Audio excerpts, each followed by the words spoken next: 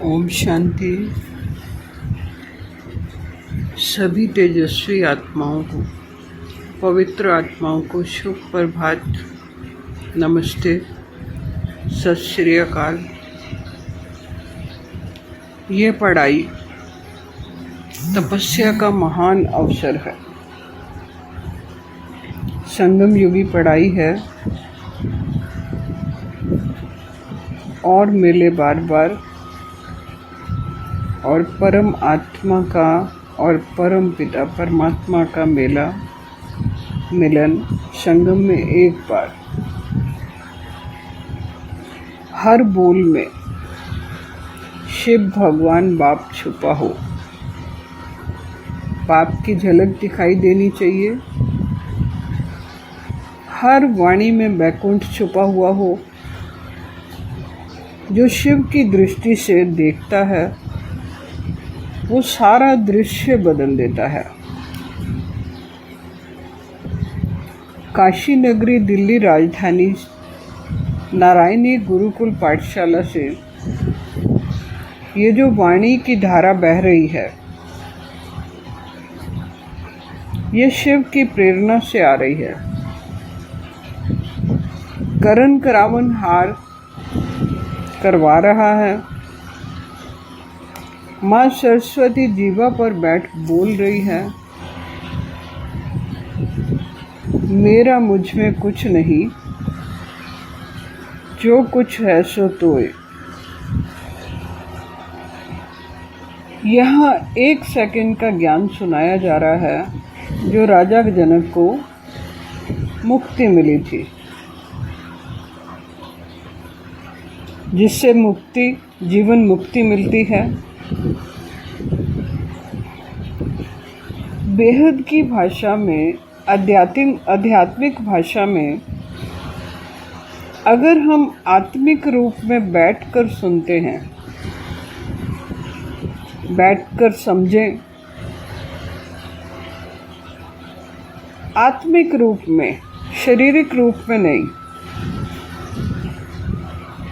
एकलव्य की भांति पूर्ण निश्चय से समझे, एक की सुने, तो बाबा ने कहा है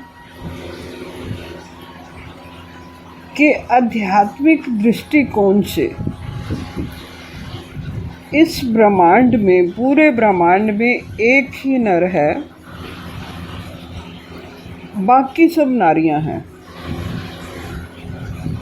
आत्मिक रूप में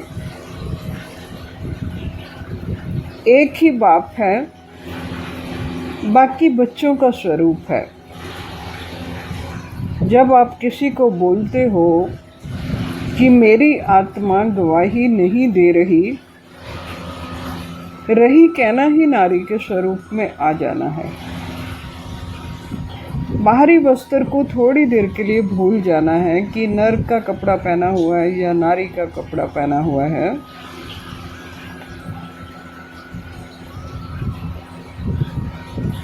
सब नारियां हैं, एक ही नर है, एक ही बाप है, बाकी सब बच्चों का स्वरूप है। यहाँ इस धरती पर रहने के लिए, प्रवृत्ति बनाने के लिए, गृहस्थी बनाने के लिए नर नारी स्वरूप की जरूरत पड़ती है। वो दैहिक तल पर है, आत्मिक तल पर अलग है सब कुछ। जब पूरा विश्व नारी स्वरूप है तो बाकी कुछ समझने जानने के लिए नहीं बचता। आप सभी सदा सुहागने हो। इस इशारे को, इस बात को वही समझेंगे जो देवी देवता बनने का दावा करते हैं। बाबा ने कहा कि इशारे हैं और इशारे देवी देवता समझते हैं। मौन भाषा है। तो आज का विषय है कि मधुबन में राधिका नाचे रे। कौन से मधुबन में बांसुरी बजी, कौन से मधुबन में राधिका नाची। मोर नाचे, पक्षी नाचे, पशु नाचे। ये शास्त्रों में गायन है, ये गीत बना हुआ है। मधुबन में राधिका नाची रे, मोहन की मुरलिया बाजू रे। सुख करता दुख हरता माता होती है। तो इस बात को अच्छी रीति समझते हैं। जब चेतन मधुबन में मुरली बजती है, भीतर स्वर गूंजता है, भीतर कंपन होता है, भीतरी जो पशुवत विचार है, विचारधारा है, वो झूमती है, तो राधिका रूपी आत्मा झूम उठती है।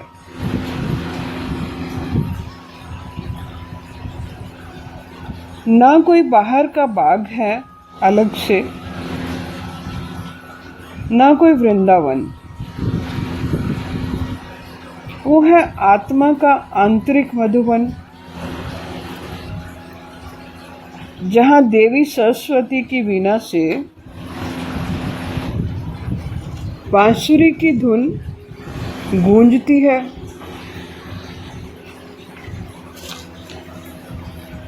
जब ये मुरली बजती है तो बंदर से भटकता मन रुक जाता है।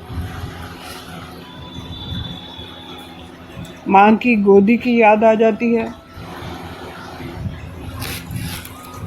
गौ माता की पूंछ पकड़कर जीव वैतरणी नदी को पार कर जाता है।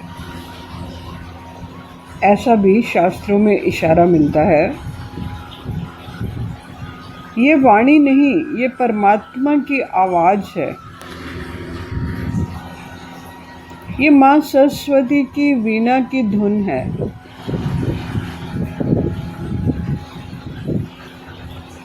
जो तिरंगे के तीनों रंगों में देवियों की स्मृति जगाती है। त्र्यंबके गौरी, नारायणी गौरी, अम्बेकेश्वर माई।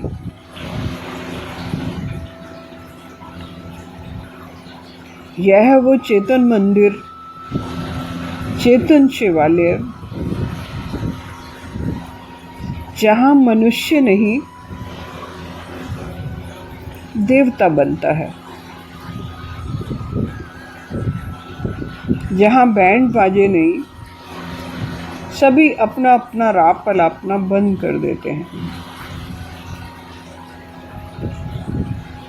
अंतर मन में आत्मा की जब बांसुरी बजती है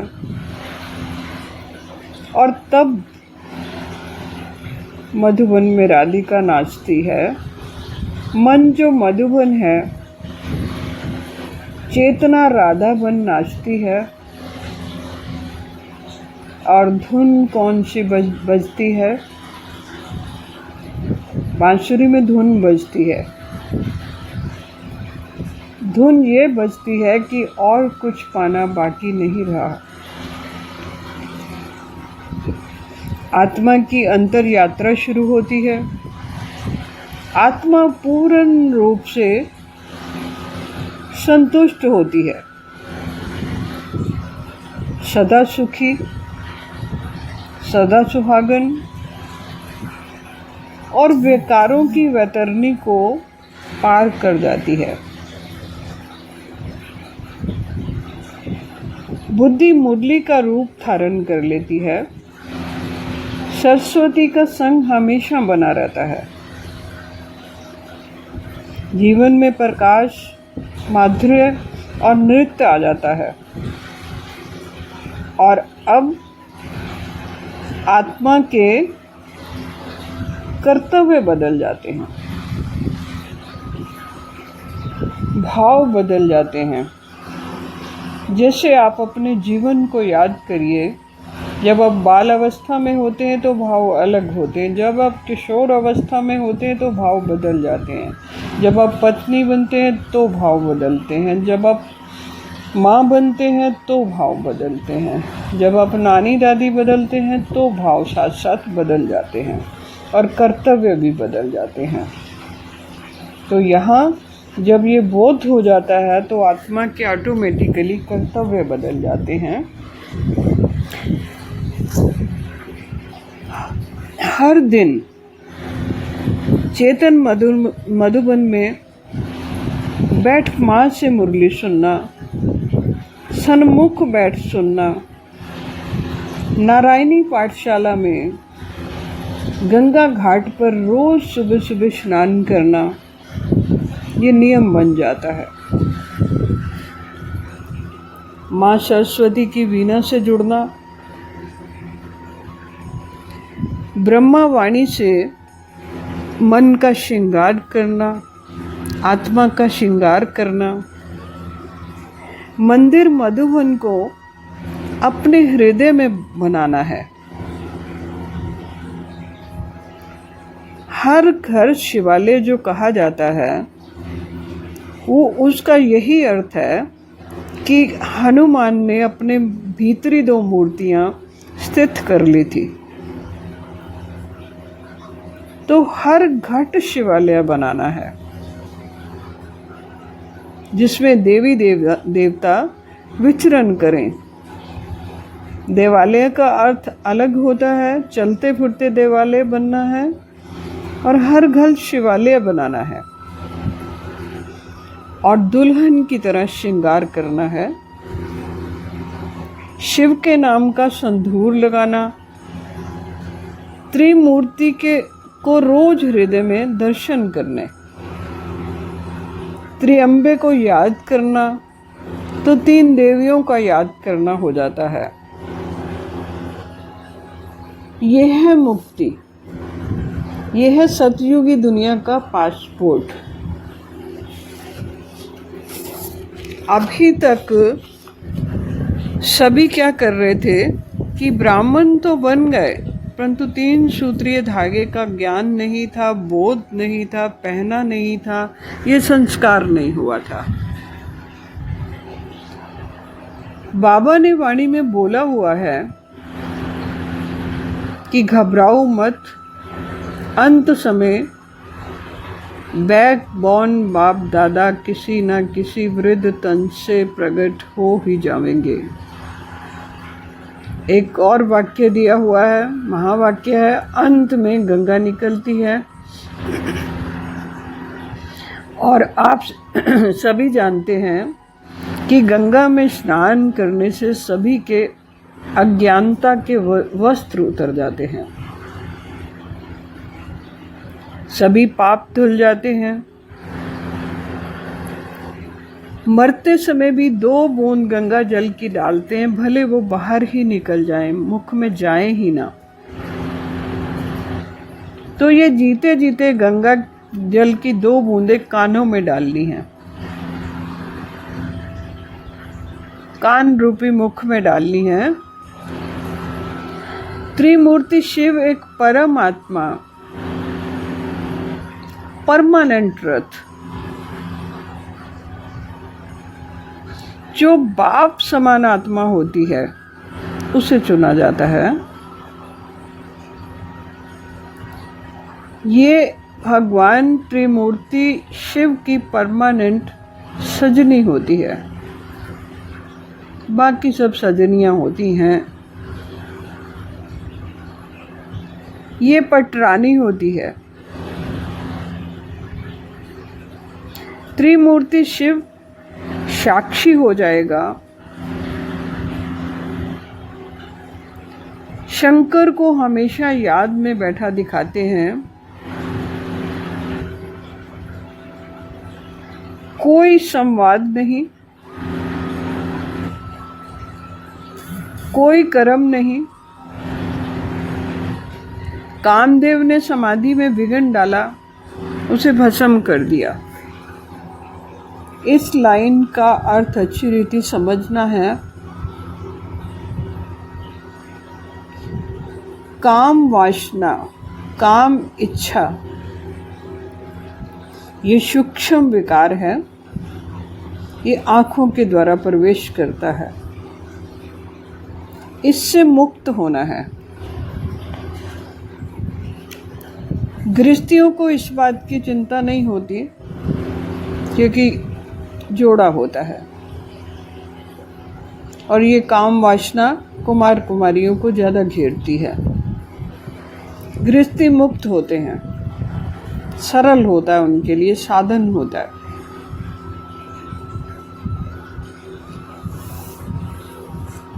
तभी कहा गया है कि गृहस्थी जीवन जो है अनुभवी होता है। ब्रह्मा बाबा मुरली में लिखते हैं, भल ये ब्रह्मा चला जाएगा। उस समय शायद बाबा ने अपनी उम्र को लेके ये भाव लिखा होगा, परंतु ये ओम राधे मम्मा, ये मम्मा तुम्हारे साथ अंत तक रहेगी। ये अनुभव था कि मम्मा की उम्र छोटी है और सभी बहनों की उम्र उतनी उतनी थी, तो बाबा को ये निश्चय था। और महावाक्य हैं, भविष्यवाणियां हैं, झुठलाई नहीं जा सकती क्योंकि सभी सत्य हो रही हैं। एक एक भविष्यवाणी सत्य हो रही है जो साप्ताहिक कोर्स में छपी हुई है। झाड़ के पेड़ में अंत में क्या क्या होना है, गृह युद्ध लगने हैं, चारों ओर मारामारी होनी है, वो सब दिख रहा है। तो अंत में गंगा निकलती है जो शंकर ने अपनी जटाओं में संभाल के रखी हुई होती है, सिर माथे के ऊपर सजाई हुई होती है। ये जिम्मेदारी का कलश माता के सिर पर रखते हैं। भारत माता एक बनती है, जिसके हाथ में झंडा दिखाया जाता है, जो नेतृत्व करती है, और पीछे से सभी बोलते हैं भारत माता की जय। फिर साथ में माताएं भुजय बन पाठ बजाती हैं, और गंगा के साथ गंगाएं भी निकलती हैं। पहले पहाड़ी इलाकों में कार्य होता है, फिर धरती पर कार्य करती हैं, धरती पर उतरती हैं। ये नंबरवार होता है। तो आज मंथन चिंतन किस चीज़ का करना है, धारणा किस चीज़ की करनी है, याद क्या रखना है आज की वाणी में से, कि पूरे ब्रह्मांड का नर एक ही है जिसका नाम है त्रिमूर्ति शिव भगवान। आप सभी पुरुष स्त्री नारियां हो, सजनियां हो, सीताएं हो, द्रौपदियां हो, एक सत्यभामा और एक रुक्मिणी, कृष्ण की दो पत्नियां, एक राइट हैंड एक लेफ्ट हैंड, राम की दो सीता, एक झूठी सीता एक सच्ची सीता। झूठी सीता छाया को बोलेंगे, माया को बोलेंगे। सच्ची सीता को अग्नि के स्पुर्द कर दिया गया था। ये आप सबको रामायण के अंदर एक लाइन मिलती है, जब तक करो निशाचर नासा तुम पावक अग्नि में वासा। तो उसकी छवि को लेके राम रहते थे। तो कृष्ण की दो पत्नियां, एक रुक्मिणी एक सत्यभामा। नाम क्या था? सत्यभामा, और झूठी सिद्ध होती है। कृष्ण को नारायण के हाथों बेच देती है, फिर खरीदती है सोना तोल के। ये आपने झलकी ज़रूर देखी होगी, जिन्होंने नहीं देखी वो YouTube पर देखें इसको। और जो मणि होती है, रुक्मणी, वह क्या करती है, एक पत्ता तुलसी का तराजू में रखती है और तराजू सीधा हो जाता है। ये प्रेम का भाव है जो सब में जागृत नहीं होता। ये हुई सच्ची गीता और झूठी गीता, ये हुई सच्ची सीता और झूठी सीता। सत्यभामा जो दिखावा करती है, ढिंढोरा पीटती है, ढोल बाजे बजाती है और धन का अभिमान, रूप का अभिमान, वाणी का अभिमान, पद का अभिमान करती है, वो सत्यभामा सिद्ध होती है। ये ड्रामा में नूंद है, ये पार्ट है जो सभी को बजाना है, अपना अपना अलग अलग पार्ट है। बच्चे की प्रथम शिक्षा माँ से ही मिलती है, तो जब तक प्रथम पढ़ाई नहीं पढ़ोगे, आपकी पढ़ाई का बेस ही नहीं बन सकता। मुरली में आता है कि पहले अपनी आत्मा को जानो, आत्मा को समझो। आत्मा को समझना है, ये पहला पाठ है। और आत्मा ही समझा सकती है, माँ ही बता सकती है। ये ज्ञान दूध है। आत्मा भाई भाई कैसे हैं और आत्मा भाई बहन कैसे हैं। लौकिक दुनिया बनाने के लिए माता पिता भाई बहन और अलौकिक दुनिया बनती है जब एक शब्द बजता है। जब एक के सुनते हो, सदा सुखी रहना है, तो भारत की दुर्गति कैसे हुई? बाबा ने बोला कि देहधारियों से सुनकर। मंथन आज बता दिया गया है, ऊपर बता दिया गया है कि एक ही नर है, त्रिमूर्ति शिव भगवान, बाकी सब नारियां हैं। तो सब कैसे हो गए? भाई भाई हो गए। तो ये तो क्लियर हो गया होगा। जिसका नहीं क्लियर हुआ वो दोबारा पूछ सकते हैं। आत्मिक रूप में बताया गया कि सजनियां हो, सीताएं हो, द्रौपदियां हो, ये प्रेम सिगाई है। ना बैंड बाजा बजा, कुछ नहीं बजा और प्रेम सिगाई हो गई। आत्मा ने आत्मा को जान लिया, परमात्मा को जान लिया, बोध हो गया, परम माँ को जान लिया। ये है मुक्ति, ये है सतयुगी दुनिया का पासपोर्ट। बोध हो जाना माने पासपोर्ट बन जाना। स्टैंप लग गई, हृदय पे स्टैंप लग गई। तीनों भगवानों की, चौथा शिव भगवान की। अभी तक गिनती उल्टी गाई गई। जैसे स्कूल में पीटी करवाते हैं, 1 से लेके 8 तक की एक्सरसाइज करवाते हैं, फिर 8 से लेके वापसी घूमते हैं। 8, 7, 6, 5, 4, 3, 2, 1। तो साप्ताहिक कोर्स में जो सृष्टि चक्र बनाया है, जो सीढ़ी पे दिखाया जाता है, जहाँ सतयुग के बाद दूसरा युग होना चाहिए, फिर तीसरा युग होना चाहिए, फिर चौथा कलयुग होना चाहिए। तो अब चक्र को उल्टा करना है। तो ये चक्रपात जो घूम रहा है, ये सीधा हो जाएगा। परिवर्तन करना है, उल्टे को सुलटा करना है, विस्तार को सार में लाना है। तो भारत फिर अब दोबारा धनवान बनेगा, कोई नहीं कमी होगी। हीरों से आकाश भरा, मोती से भरी जमी होगी, कोई नहीं कमी होगी। आप सब बने बनाए हो, अब और कुछ बनना नहीं है। तो भगवान कहते हैं तुम भूले हुए थे, मैं तुम्हें याद करवाने आता हूँ, नया कुछ नहीं लेके आता। तो मधुबन में इस तरह से मुरली बजती है। जब मुरली बजती है, संकटों में धैर्य और साहस बढ़ता है, जिससे जीवन में स्थिरता आती है। 7 रंगों में सजना है, आत्मविश्वास प्रबल होता है, हर दिन 5 बार त्रिमूर्ति देखनी है अपनी आँखों से भीतर। हर घर तिरंगा, घर घर तिरंगा, हर घर त्रिमूर्ति, घर घर त्रिमूर्ति। सोलर सिस्टम लगाना है, वाईफाई लगाना है मन के भीतर। उद्घोष मन में चलता रहे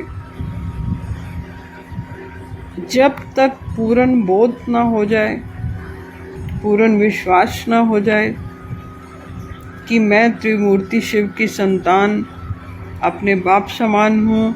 ये किसने बताया? गुरुकुल पाठशाला में गीता माता ने इस बात को याद करवाया। अब पक्का आपने करना है। करत करत अभ्यास के जड़ मत होत सुजान, रसली आवत जात है सिल पर पड़े निशान। आज इतना ही। ओम शांति। इसका अगला भाग जो है वो कल बताया जाएगा। ओम शांति।